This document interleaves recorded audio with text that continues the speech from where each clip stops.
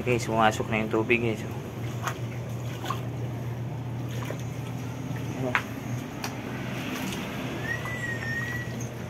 Yung tubig guys, oh. Tumigil na yun pero malakas pa rin ang agos ng tubig. Guys, oh, tubig oh. Mapaw na naman dito banda sa bahay, malapit na kasi yung bahay. Okay, tapos na ako naglaba.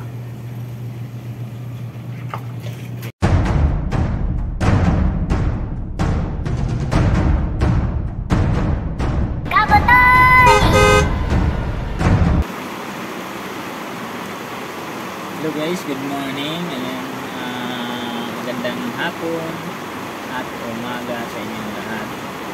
Saan kayo lumalap nyo? Update lang tayo guys dito sa amin kasi maulan dito sa amin guys. So, sobrang ulan kaya ano lang tayo, tahimik lang tayo habang naka-busy sa mga kaibigan natin dito sa sobrang lakas talaga ng ulan. Oh, dungaw ko kayo dito sa bintana. Oh, di ba? Sobrang lakas ng ulan, no.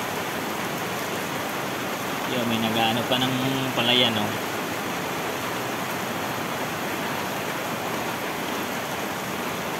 Sobrang lakas ng ulan.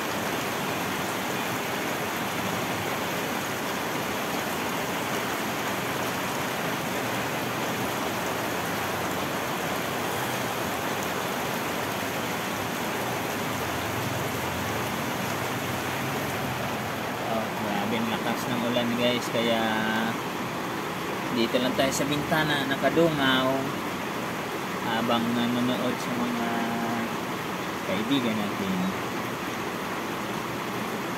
dito sa YT. Yung shout out sa mga kaibigan natin dyan, sa mga members ko, mga supporters at sa mga organic fans natin dyan. Huwag kalimutan mag-subscribe, mag-like, comment, at alam nyo na, malapit na yung Pasko. Yan, shout out sa mga ninang, ninong, ati, kuya, at mga tita dyan, at tito. Ayan, shout out sa inyong lahat. Maulan guys, pero pinawisan ako. Ibang klase yung ulan ngayon, mainit. Kaya yun lang siguro sa update natin sa ating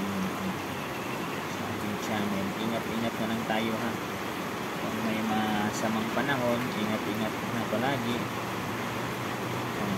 kasi minsan naabutan tayo kung saan man tayo ngayon nagtatrabaho, naabutan tayo ng ulan. Dapat magdala palagi ng payong or kaputi, or kung nasa dagat man tayo, siyempre ready pa rin tayo sa life jacket, diba? Kung sa aeroplano man tayo, maabutan tayo ng bagyo, ay ready tayo ng parachute. Ganun. Wala tayong dapat tayo laging handa kung ano man yung sakuna natin sa buhay. Ayan na, umulan na naman na malakas. Lagi ang lakas guys. Tingnan nyo yung kanal dito guys. Dito ako namimingwit guys. May ibon.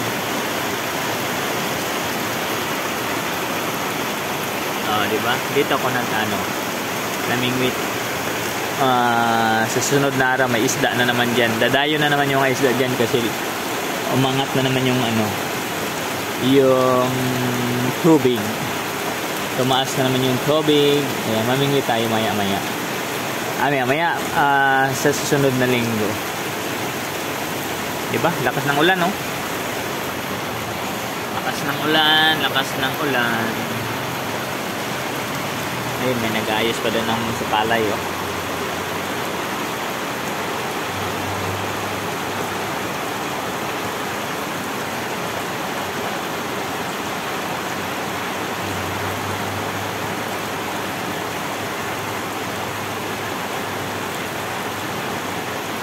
O yan ang mahirap talaga sa nasa bukid, di ba? Umulan, umaraw, kung may lupa ka, sa bukid ka, umulan, umaraw, magtrabaho ka talaga. Kasi kung hindi ka magtrabaho dyan sa bukirin, wala ka talagang aanihin, wala kang itatanim. Katulad ngayon, maulan, dapat mag-ayos ka ng mga yung parang tataniman ng mga palay, kasi kung hindi mo ayusin yan, aapaw yan ng mga tubig. Dapat lagyan mo yan ng mga lupa para maayos yung ng tubig, para sa sunod ano na yan, bungkalin, turtol ba yung tawag niyan, para lagyan na ng tanim. Yan, shout out sa nag-ano dyan ng lupa. Sino kaya yan?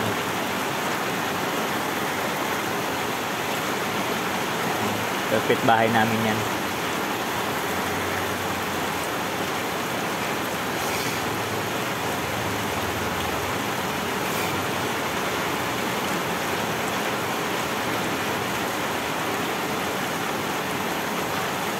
Shout out na kasi naulan, no?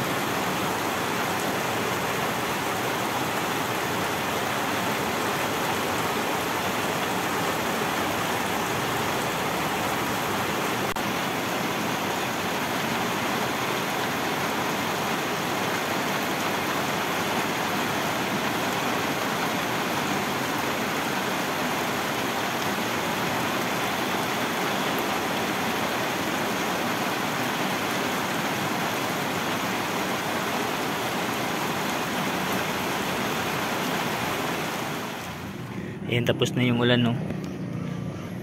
Tapos na yung ulan, tumigil na. Pero yung tubig, ayan, baha na. Ayan, may tubig na dito. May tubig na sa gilid ng bahay. May tubig na.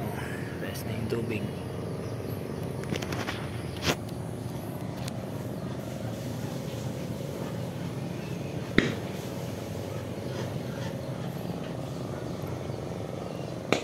Okay guys,